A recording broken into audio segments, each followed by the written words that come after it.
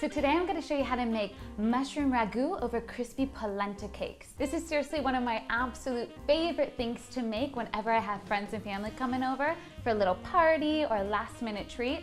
They cook up in about 10 minutes. So to make the mushroom ragu, we're going to be using two different types of mushrooms. We have maitake over here, and we're going to be using shiitake. And you guys know how much I love Guan's mushrooms, so that's what we're using. So a traditional ragu calls for a lot of meat, but we're going to move away from that. Mushrooms are really meaty, so that's why we're going to use them.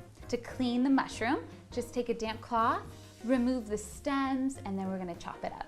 So since the maitake mushrooms are a little bit thinner in size, we're gonna cut our shiitake mushrooms about this thick. That's how wide it should be. So they cook up at the same time when we're sauteing it. So maitakes are such a good mushroom to cook with.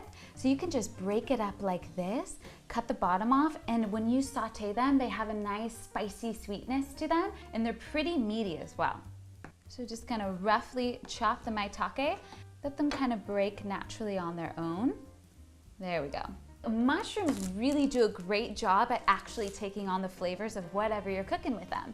So we're gonna be adding a few pieces of shallots in there to add a nice, delicate, oniony flavor to it. So I'm just chopping up about a tablespoon of thyme, and it's gonna add a really nice earthiness to the mushrooms and the shallots. So let's go ahead and saute it up.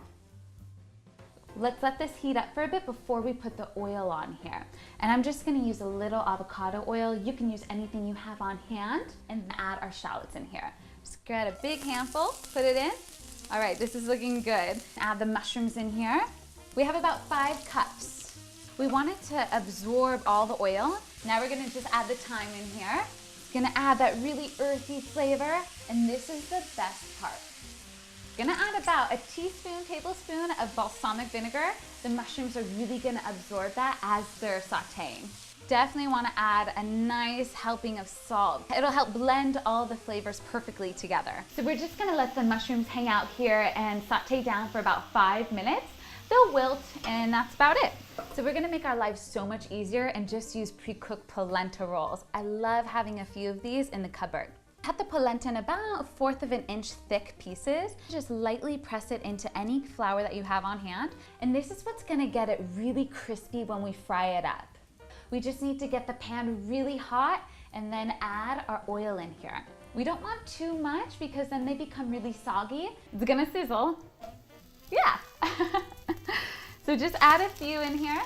The polenta's already cooked, so we're just gonna sear it up and make sure it gets crispy on the sides.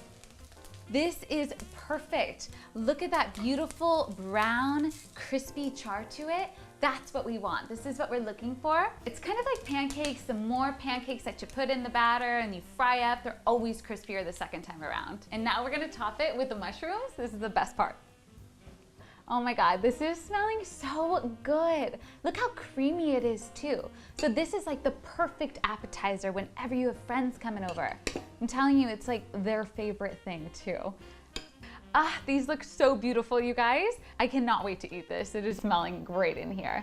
So for more recipes, you can check out my blog, reginato.com.